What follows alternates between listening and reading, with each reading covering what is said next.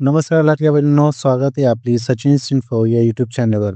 बघा, लाडक्या बहिणींनो, आनंदाची बातमी आहे तुमच्यासाठी, कारण की ई-के-वाय-सी पोर्टलवर काही नवीन अपडेट करण्यात आलेले आहेत. त्यानुसार बघा, ई-के-वाय-सी प्रक्रिया राबवत असताना लाभार्थ्यांकडून पर्याय निवडताना संभ्रम असल्यामुळे ई-के-वाय-सी करताना काही चुका झाल्या असतील किंवा पती किंवा वडील हयात नसेल, तसेच घटस्फोटित लाभार्थ्यांची ई-के-वाय-सी प्रक्रिया पूर्ण करण्यासाठी किंवा अद्याप ई-के-वाय-सी प्रक्रिया पूर्ण केली नसेल, तर ती पूर्ण करण्यासाठीचे नवीन ऑप्शन आलेले आहेत.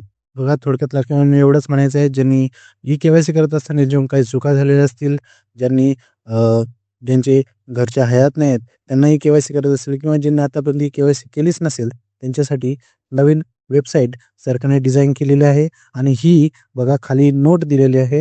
ही जी सुधारणा आहे, ही संधी फक्त एकदाच देण्यात येणार आहे. वन टाईम रिटर्न ऑप्शन असून हा जो ऑप्शन आहे 31 डिसेंबर 2025 पर्यंत उपलब्ध करून देण्यात आलेलं आहे.